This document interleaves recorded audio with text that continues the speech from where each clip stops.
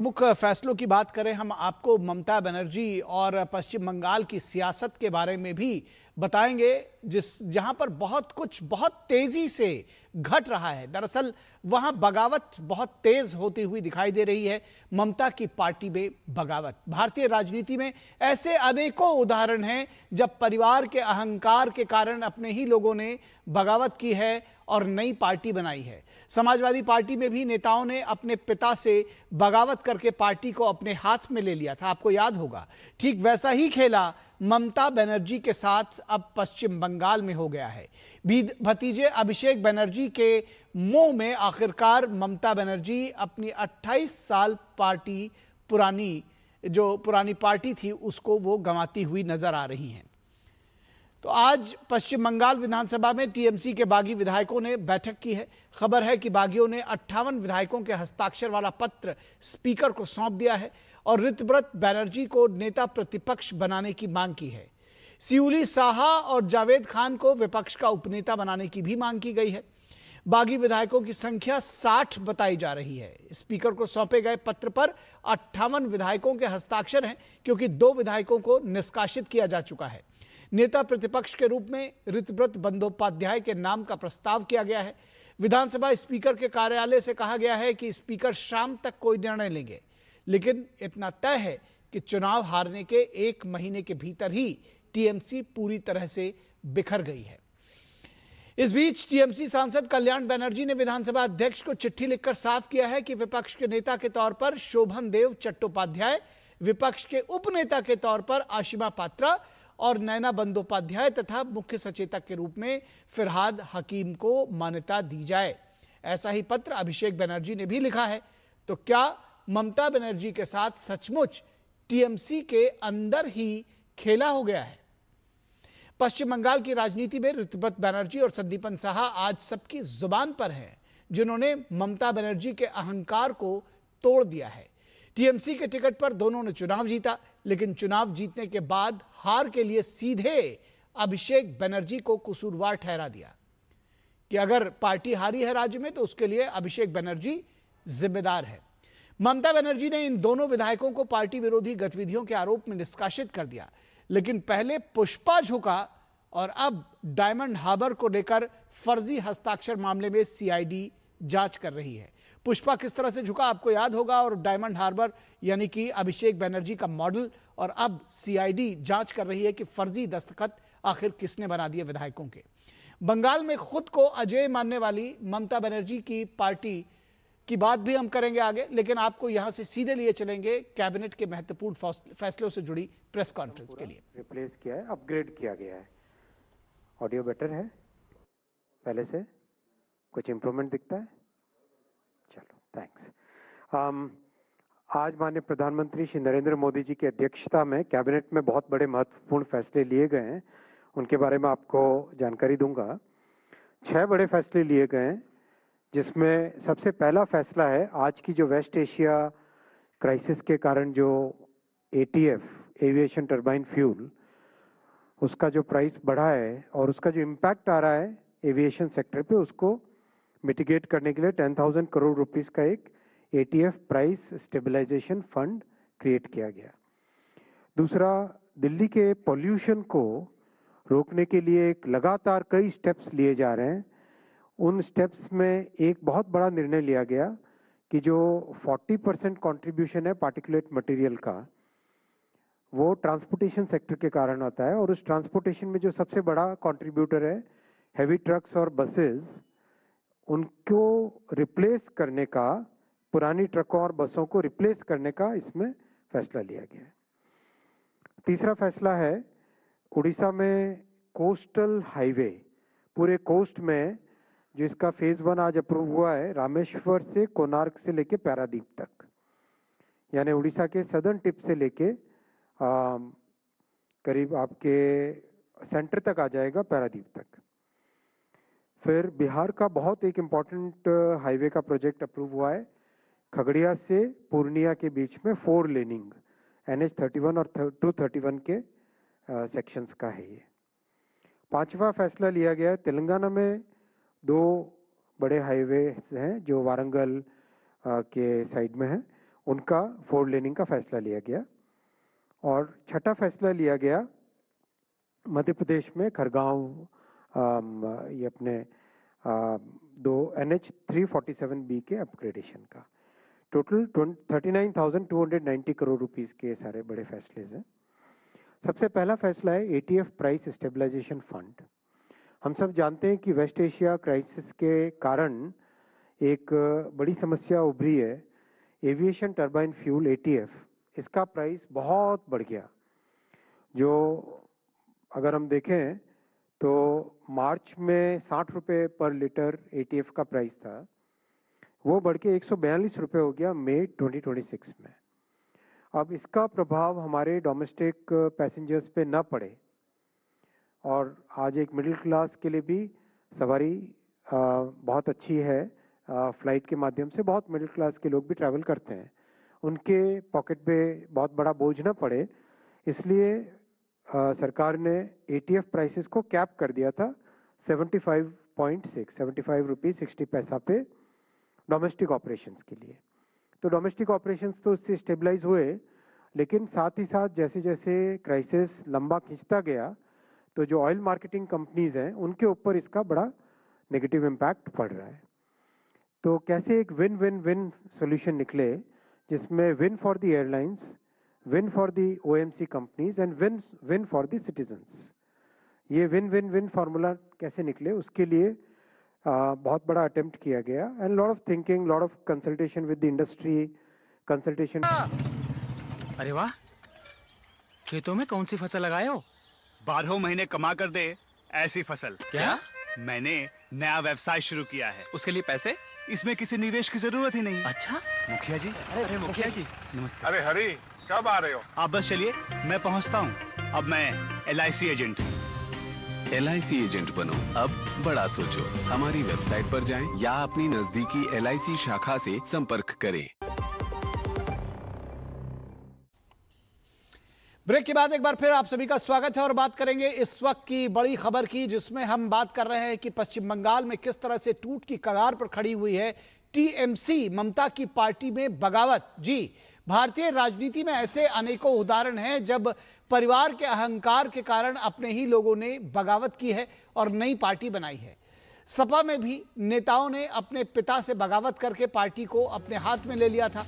ठीक वैसा ही खेला कुछ ममता बनर्जी के साथ पश्चिम बंगाल में होता हुआ नजर आ रहा है।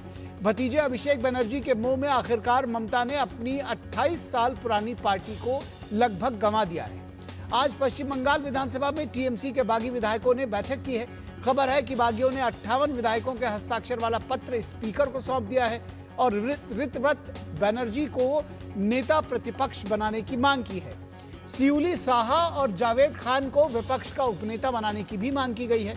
बागी विधायकों की संख्या 60 बताई जा रही है। स्पीकर को सौंपे गए पत्र पर 58 विधायकों के हस्ताक्षर है, क्योंकि 2 विधायकों को निष्कासित किया जा चुका है। नेता प्रतिपक्ष के रूप में ऋतव्रत बंदोपाध्याय का नाम का प्रस्ताव किया गया है। विधानसभा स्पीकर के कार्यालय से कहा गया है कि स्पीकर शाम तक कोई निर्णय लेंगे, लेकिन इतना तय है कि चुनाव हारने के 1 महीने के भीतर ही TMC पूरी तरह से बिखर गई है। इस बीच TMC सांसद कल्याण बनर्जी ने विधानसभा अध्यक्ष को चिट्ठी लिखकर साफ किया है कि विपक्ष के नेता के तौर पर शोभन देव चट्टोपाध्याय, विपक्ष के उपनेता के तौर पर आशिमा पात्रा और नैना बंदोपाध्याय तथा मुख्य सचेतक के रूप में फरहाद हकीम को मान्यता दी जाए। ऐसा ही पत्र अभिषेक बनर्जी ने भी लिखा है। तो क्या ममता बनर्जी के साथ सचमुच TMC के अंदर से ही खेला हो गया है? ये खेला होने की बात ममता बनर्जी शुरू से करती रही है, लेकिन अब ये खेला उनके साथ ही होता हुआ नजर आ रहा है।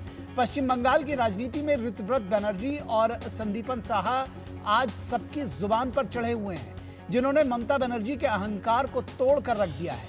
TMC के टिकट पर दोनों ने चुनाव जीता, लेकिन राज्य में TMC के चुनाव हारने के लिए वो सीधे अभिषेक बनर्जी को कसूरवार ठहराते हैं। ममता बनर्जी ने इन दोनों विधायकों को पार्टी विरोधी गतिविधियों के आरोप में निष्कासित कर दिया, लेकिन पहले पुष्पा झुका और अब डायमंड हार्बर को लेकर फर्जी हस्ताक्षर मामले में CID जांच कर रही है। पुष्पा कैसे झुका वो सब आपने देखा होगा, और अभिषेक बनर्जी का डायमंड हार्बर का जो मॉडल था वो भी अब पानी भर रहा है। ये आपने देखा है, सीआईडी फर्जी दस्तखत करने के मामले में जांच कर रही है। विधायकों के फर्जी दस्तखत बना दिए थे। बंगाल में खुद को अजय मानने वाली ममता बनर्जी की पार्टी इतनी जल्दी बिखरने लगेगी, ऐसा किसी ने सोचा भी नहीं होगा।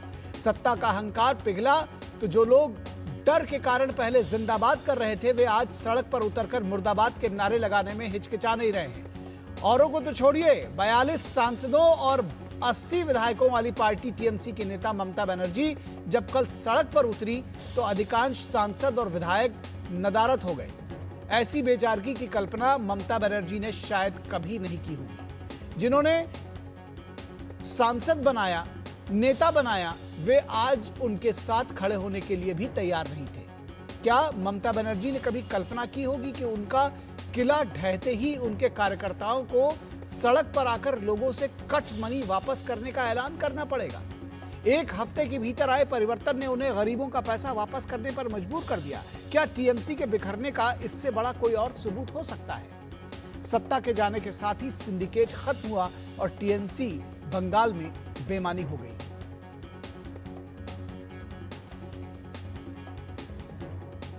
तो सबसे पहले आपको बीजेपी नेता और बंगाल सरकार के मंत्री दिलीप घोष की एक बाइट सुनाते हैं, जो कह रहे हैं कि ममता बनर्जी का ये हश्र होना ही था। क्या कह रहे हैं वो आइए सुनाते हैं आपको। जबरदस्त नहीं है, जबरदस्ती किए हैं। जिसे कोई पार्टी के नेता, ना एमएलए एमपी ना लीडर आए। जो लोग अभी जाने का जगह नहीं है और सारा सुविधा भोगी हैं, वही लोग आए थे।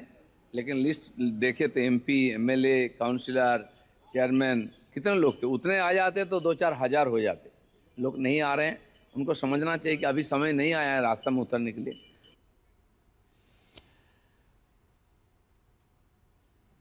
और बीजेपी नेता लॉकेट चटर्जी क्या कुछ कह रहे हैं, आइए उनको भी सुनते हैं।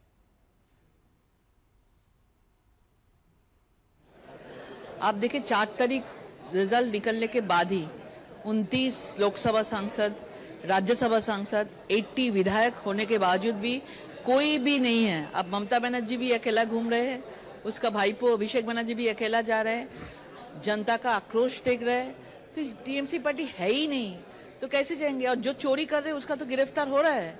ऐसा कोई चिंता करने का विषय नहीं है। और टीएमसी नेता शोभन देव बंगाल की भाजपा सरकार पर तानाशाही का आरोप लगा रहे हैं और वो कहते हैं कि बीजेपी विपक्ष को खत्म करना चाहती है।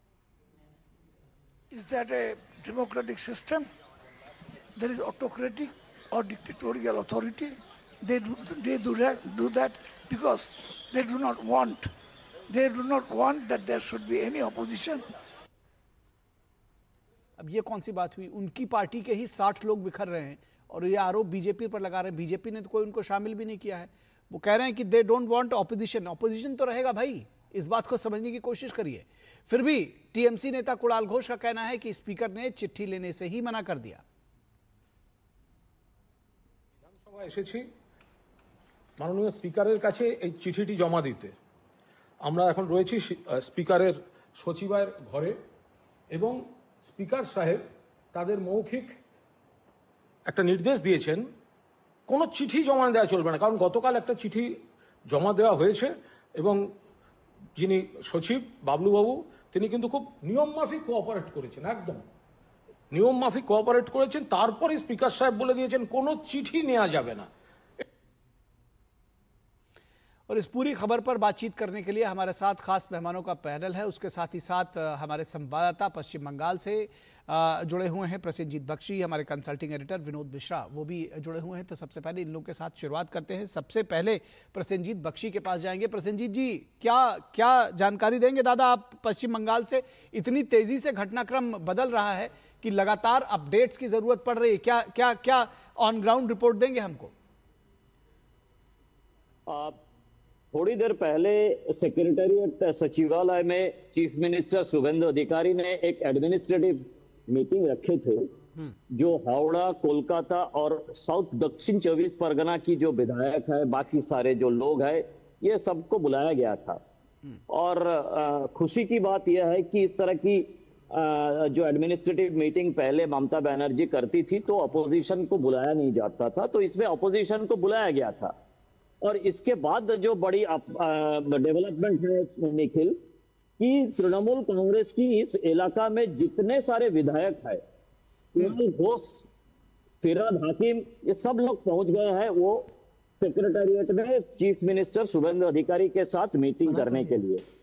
तो मतलब अभी ये समझना जरूरी हो गया कि जो 58 लोग दस्तखत करके एक चिट्ठी बनाया है, एक रेजोल्यूशन बनाया है ऋतुव्रत बंदोपाध्याय को अपोजिशन लीडर मान के, उसमें बाद में धीरे धीरे कुणाल घोष जैसे लोग जोड़ेंगे या नहीं, फिरहाद हाकिम जैसे लोग जोड़ेंगे या नहीं, ये भी एक सवाल है।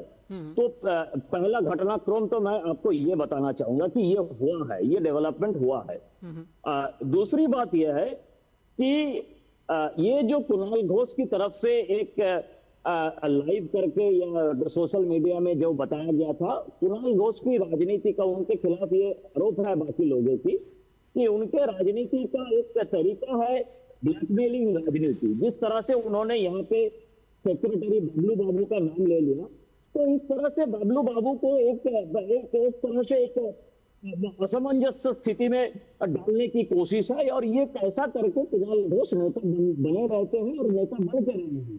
तो अब देखना ये बात है कि कुणाल घोष जिस तरह से ऋतुव्रत बंदोपाध्याय के खिलाफ एक निजी आरोप लगाना शुरू कर दिया, उनकी निजी जिंदगी के बारे में सोशल मीडिया में पोस्ट करना शुरू कर दिया, तो अब आपस में ये सारे लोग तृणमूल है, अभी भी ये सारे लोग तृणमूल है। देखना यह है कि जो ये बाकी तृणमूल है, जो 58 तृणमूल है, एक कुणाल घोष की निजी जिंदगी के बारे में सोशल मीडिया में क्या पोस्ट करते हैं। तो इस तरह की एक सिचुएशन बन गया है। अभी थोड़ी देर पहले ममता बनर्जी उनके प्रसन्नजीत आपके पास वापस आएंगे। आपकी ऑडियो में थोड़ा सा दिक्कत है, तो मुझे लगता है कि एक बार हम उसको करेक्ट करा के उसके बाद दोबारा आएंगे। आप बहुत इंटरेस्टिंग स्टोरीज भी बता रहे हैं, तो फिलहाल हम आपके पास दोबारा आएंगे। उससे पहले विनोद मिश्रा जी, इस पूरे घटनाक्रम की बात करें एक बार। जिस तरह से हमने अभी अपनी स्टोरी देखी कि पुष्पा नहीं झुकेगा, फिर पुष्पा झुक ही गया, पुष्पा नदारद हो गया, गायब हो गया। तो उसी तरह से डायमंड हार्बर का जो मॉडल था वो टुकड़े टुकड़े होकर बिखर गया। कैसे आकलन करेंगे इस पूरे घटनाक्रम का? शायद किसी ने सोचा भी नहीं था कि 1 महीना भी नहीं बीतेगा, चुनाव आज 3 ही तारीख है, 4 तारीख भी पूरा नहीं हुआ, और जिस तरह से बिखरती हुई दिख रही है टीएमसी। निखिल, मैं अगर देखूं कि इस चीज़ों को जो भारत में जो लोग हैं उनके लिए ये कोई सरप्राइजिंग घटना नहीं है, क्योंकि भारतीय राजनीति में तख्ता पलट हम लोगों ने बहुत देखा है। अभी जब अपनी रिपोर्ट में आप चर्चा कर रहे थे कि वंशवादी पार्टियों में आप देखिए कि अखिलेश यादव तो सीधे सीधे तख्ता पलट अपने पिताजी से कर दिया जी, और उनको अध्यक्ष पद से हटा के पूरी पार्टी अपने हाथ में ले ली जी। इसी तरह से आप महाराष्ट्र में देख लीजिए, 2 पार्टियों का तख्ता पलट हो गया। तो ये है, ये कोई ऐसी चीजें नहीं है, लेकिन इसमें जो सबसे ज्यादा खेला होवे जो आप कहते हैं ममता बनर्जी के साथ, ये बिल्कुल खेला हो गया। ऐसी कल्पना तो शायद ममता बनर्जी की नहीं होगी। जो पुष्पा की आप बात कर रहे थे, वहीं से ये घटना भी शुरू होती है। जिस दिन पुष्पा झुका उसी दिन से टीएमसी का वो आप समझ लीजिए कि वो नाश का वो सबसे बड़ा ये था।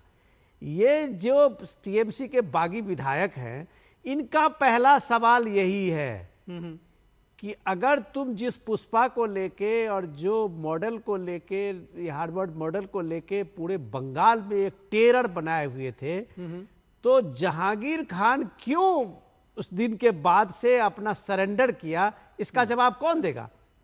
अभिषेक बनर्जी ही पूरा का पूरा अगर मेन रोल में है पूरे टीएमसी में, तो जहांगीर खान चुनाव क्यों नहीं लड़ा? यही चीज तो दोनों पूछा, और यही दोनों चीज पूछने के लिए सामने में आया, तो आप देखिए कि उन लोगों को पार्टी से निकाल दिया। ये कोई कल्पना कर सकता है कि एक विधायक जो अभी बीजेपी के इस प्रचंड लहर में जीत के आया है, तो उसकी भी तो अपनी ताकत होगी, और वो विधायक ममता बनर्जी का एक, आप जो उसको बोलते हैं कि सिंघनी बंगाल की, जिसके बारे में कोई कल्पना भी नहीं कर सकता था, पूरी 28 साल की ममता बनर्जी की मेहनत को, उनकी पार्टी को ध्वस्त कर दिया। अभी मैं टीएमसी का देख रहा था, टीएमसी के हैंडल से ट्वीट आया है कि ये डर देखिए कि ममता बनर्जी ने आज अपने पूरे टीएमसी के सारे इकाइयों को, छोटी बड़ी नेशनल इंटरनेशनल जो भी है उनको सबको इमीडिएट इफेक्ट से भंग कर दिया है, क्योंकि वो पार्टी के प्रेसिडेंट हैं, पैट्रन है। तो उसने भंग करने की घोषणा की है कि वो डरी हुई है कि ये हश्र अगर विधानसभा के अभी स्पीकर की तरफ से शाम के 4 बजे के बाद अगर इस पार्टी गुट को टीएमसी मान लिया जाता है तो मैं आपको दावे के साथ कह सकता हूं कि विपक्ष का नेता यही लोग होंगे। उसमें उनके फर्जी लेटर से, अभिषेक बनर्जी के फर्जी लेटर से वो कोई उनका बंदा वहां स्पीकर, वहां विपक्ष का नेता नहीं होगा, ये बात भी तय है। निखिल जी बिल्कुल ठीक बात है। फिलहाल ऋषभ तिवारी बीजेपी के प्रवक्ता हमारे साथ जुड़ गए हैं। बहुत स्वागत है ऋषभ जी आपका। और एक बात और भी बताऊं कि वो अभी हम शोभन देव जी की बाइट देख रहे थे, तो वो तो बीजेपी पर ही ठीकरा फोड़ रहे हैं। तो कुछ एक सेक्शन ऐसा है अभी भी जो उनको लगता है कि शायद बीजेपी को हम इस पूरे फोकस को अगर ले आए कि ये बीजेपी सब करा रही वहां पर और जो राज्य सरकार है वो करा रही है, कैसे कैसे रिएक्ट करेंगे इस पूरे घटनाक्रम पर और जो आप लोगों पर आरोप लग रहे हैं उस पर? सबसे पहले मैं कहूंगा कि बंगाल में एक ना बंगाली में कहावत है, जतो दोष नंदो घोष, कि मेरा गलती कुछ नहीं है, जो गलती तुम्हारा है। तो अपनी गलतियों को ना देखकर दूसरे को गलतियों को देखना, ये पुरानी नीति रही है टीएमसी की। हम वो पार्टी नहीं है सर जो कीचड़ में पत्थर मार के और कीचड़ फैलाएं। हम वो पार्टी है कीचड़ को साफ करते हुए कमल खिलाते हैं और कमल खिला के उस कीचड़ को भी सुशोभित करते हैं। तो हमारा वो ध्येय और लक्षण नहीं है। पार्टी आपकी टूट रही है, नेता आपके बिखर रहे हैं। फूल पत्तियों का जो अपने गुच्छे का सिंबल लिया था ना, आप शायद भूल गए, जब वो गुच्छा बना रहे थे तो उसमें पंक्तियां जो थी वो महत्वाकांक्षी पंक्तियां थी। और वो पंक्तियां अब टूटती बिखरती नजर आ रही है, क्योंकि उनको लग रहा है टीएमसी में तो पतझड़ का मौसम आ गया भैया, तो यहाँ से बिखर जाओ, निखर जाओ, बिखरोगे तभी कहीं और निखरोगे। और ये कहीं ना कहीं दबी कुचली आवाज टीएमसी के अंदर थी जो अब निकल रही है। और ये दर्शाता है कि जिस तरह बंगाल चुनाव के बाद एक आजादी का उत्साह मनाया हो, एक अलग रंगोत्सव देखने को मिला हो, उसी प्रकार अब टीएमसी के अंदर भी एक अलग आजादी की मांग उठ रही है। दबे कुचले विधायक की मांग जो थे वो अपनी आवाज अब उठाना शुरू कर रहे हैं। दबे कुचले विधायकों की मांग तो ठीक है, लेकिन सर एक सेक्शन में यह आरोप लगाया जा रहा है कि दरअसल ममता बनर्जी को खत्म करने के लिए टीएमसी में जो दो फाड़ हुआ है, जाहिर तौर पर वो स्वतः स्फूर्त है, बहुत सारे लोग उसमें नाराज हैं, लेकिन बीजेपी भी उसमें आग डालने की कोशिश कर रही है, घी डालने की कोशिश कर रही है। क्या कहां तक सच्चाई है इसमें? सर बीजेपी आग और घी नहीं डालती, बीजेपी बर्नौल जरूर लगाती है। और जिन लोगों को जल रही है उनको बर्नौल चाहिए तो मैं भिजवा दूंगा, वो जरूर हम करेंगे। और मैं स्पष्ट रूप से कह रहा हूं भैया, हमको काहे को जरूरत है? हम बिल्कुल प्रचंड बहुमत से जीते हैं। हमारे पार्टी के प्रदेश अध्यक्ष ने स्पष्ट रूप से कहा है कि कोई भी टीएमसी वाला अगर भाजपा की ओर बड़ी निगाहों से देखने का प्रयास कर रहा हो तो हमारे दरवाजे अभी फिलहाल पूर्ण रूप से बंद हैं। हम बिल्कुल स्क्रूटनी करेंगे, तभी किसी को अपने अंदर लेने का प्रयास करेंगे, क्योंकि जनता का माहौल टीएमसी के अगेंस्ट था, उस आतंक के अगेंस्ट था, उस गलत नीतियों के अगेंस्ट था। हमको कोई इंटरेस्ट नहीं है साहब। ममता बनर्जी अपनी कर्मों की फल को भुगत रही है, क्योंकि जब लोगों को आप दबाएंगी, जब लोगों को आप तरसाएंगी तो परिणाम तो ऐसा ही आएगा ना। तो अपना झेलिए, हमें मत कुछ बोलिए। बंगाल का बहुत विकास करना है, पीछे ठेल दिया था 50 साल तक, पटरी पे लाना है, हमें काम करना है साहब, फालतू की चीजों में हमें नहीं पड़ना। ठीक है। प्रसेनजीत बख्शी ये कह रहे हैं कि भाई फालतू की चीजों में हमें नहीं पड़ना है, लेकिन ये जो पूरा एक सियासी ड्रामा जिसको आप कह सकते हैं, या ये कहें कि ये अवश्यंभावी था, जैसे भी जो भी लोग जिस तरह से इसको देख रहे हैं, आपको क्या लगता है किस तरह से ये पूरा ओवरऑल पंजाब की पश्चिम बंगाल की सियासत पर इसका असर होने जा रहा है? क्या ये ममता बनर्जी के ये समझा जाए कि अब ये उनकी आखिरी पारी थी पिछली? देखिए, अगर आप मुझे इजाजत दें तो मैं एक सवाल और पूछूं। ठीक है, ठीक है दादा मैं आपसे एक सवाल और मिश्रा जी पूछना चाह रहे हैं आपसे। दादा मैं निखिल से इजाजत लेके आपको एक सवाल और पूछ रहा हूं कि दादा ये सियानी घोष कहाँ गई? महुआ मोइत्रा। हाँ, वो बहुत सारे कैरेक्टर दरअसल, सियानी घोष, महुआ मोइत्रा, ये जो पूरे सोशल मीडिया के वायरल करने वाले जो टीएमसी के दादा एमपी सब थे, लग रहा था कि पूरे बंगाल में ये लोग ममता बनर्जी की आंधी ला रही है। तो वो लोग कहाँ थे? कल हम लोग एक्चुअली वो सारे विजुअल्स जो चला रहे थे तो उसमें उस विजुअल को रोक रोक के देख रहे थे कि कौन कौन एमपी हैं। तो सारे एमपी नदारत थे, सारे एमएलए नदारत थे। आखिर ये चमत्कार दादा क्या हुआ बंगाल में कि मैं बता महुआ रहा हूं। मित्रा जैसे ठीक एमपी, है सर। सागरिका घोष जैसी एक एमपी, ये गई कहाँ दादा? ये अचानक क्या हुआ? ये कहानी बताइए लोगों को। मैं बता रहा हूँ दो। पहले तो ये बता दे कि ममता बनर्जी के सामने अब एक ही रास्ता खुला है, उनको चयन करना है कि उनको तृणमूल कांग्रेस बचाना है या अपने भतीजे को बचाना है। अगर भतीजे को बचाना है तो तृणमूल कांग्रेस उनके हाथ से गए, और अगर तृणमूल कांग्रेस को बचाना है तो भतीजे को उनको सैक्रिफाइस करना पड़ेगा। ये एकदम मैं सीधी तरह से बता रहा हूं। और ये जो भतीजे वाला किस्सा है, ये आपने जो सवाल पूछ रहे थे उसका उत्तर भी इसी में छिपा हुआ है कि अगर जब तक भतीजे को आप सैक्रिफाइस नहीं करोगे तो ये चाहे वो महुआ मैत्र हो, चाहे वो सागरिका घोष हो, चाहे वो शताब्दी राय हो, चाहे वो कोई भी हो, जून मालिया हो, चाहे रचना बनर्जी हो, ये जो जितने सारे चरित्र है, ये सारे चरित्रों को अभी लगने लगा है कि अगर हमारे छोटे सदन में जो विधायक है वो लोग ऐसा कर सकते हैं तो हम लोग क्यों नहीं कर सकते हैं। तो इंतजार कीजिए, 29 लोग हैं राज्यसभा और लोकसभा मिलकर। आप थोड़ा सा दिल्ली में नजर रखिए कि आने वाले 2-3-4 दिनों में ये जो 29 लोग एमपी है, नहीं, राज्यसभा और लोकसभा दोनों जोड़ रहे हैं विनोद जी, उनको जारी रखने दीजिए। राज्यसभा और लोकसभा जोड़ के, राज्यसभा और लोकसभा जोड़ के जो 29 लोग हैं, इसमें कहां दरार है, क्या दरार है, ये शायद आने वाले 3-4 दिनों में आपको दिल्ली में पता चल जाएगा।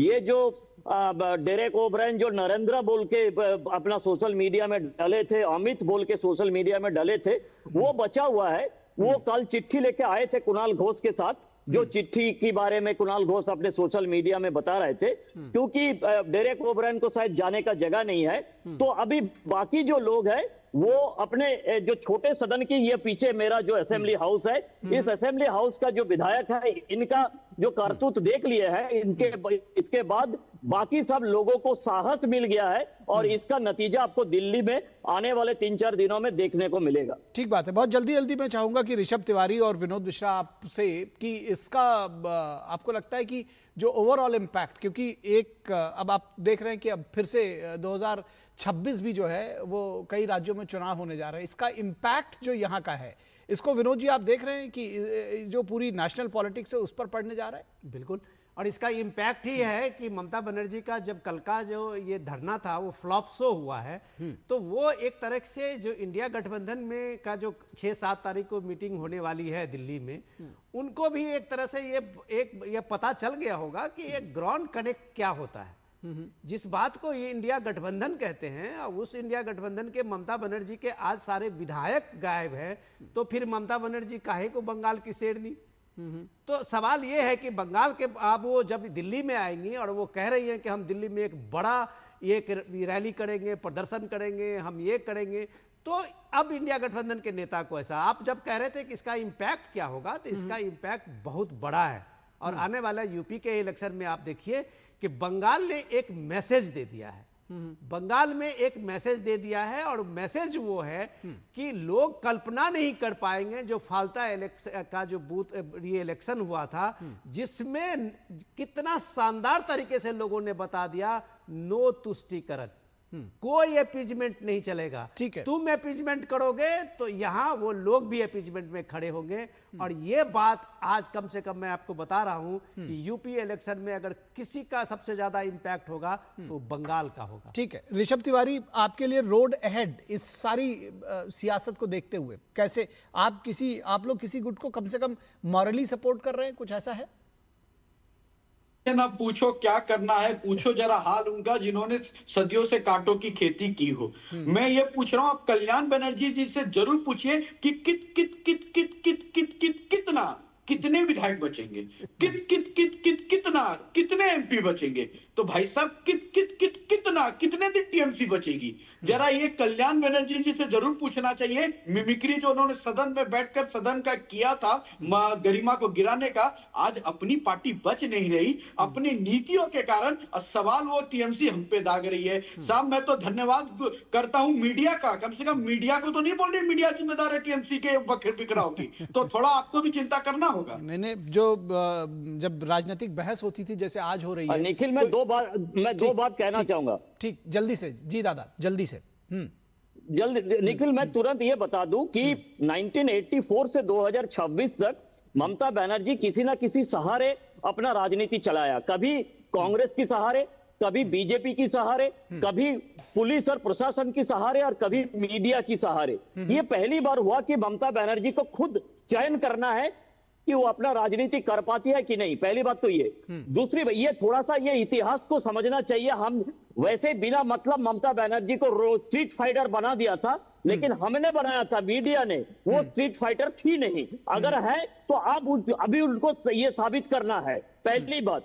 दूसरी बात यह है कि लोगों ने, बाकी जो इंडी जोट के लोग हैं, इंडी गठबंधन के लोग हैं, वो इंतजार में थे कि बंगाल में ममता बनर्जी का प्रचंड जीत और दिल्ली में नरेंद्र मोदी का उत्पाटन। ये जो खेल बंद हो गया, अभी ये देखना है कि जो इंडी गठबंधन है उनका 6-7 तारीख का मीटिंग होता है या नहीं होता है। अगर होता है तो उसका एजेंडा क्या है। ठीक बात है, बहुत बहुत बड़ी बात आपने कही। बहुत शुक्रिया इस तमाम बातचीत के लिए आप सभी लोगों का। ऋषभ तिवारी आपका, विनोद मिश्रा आपका, प्रसेनजीत बख्शी आपका हमारे साथ जुड़ने के लिए।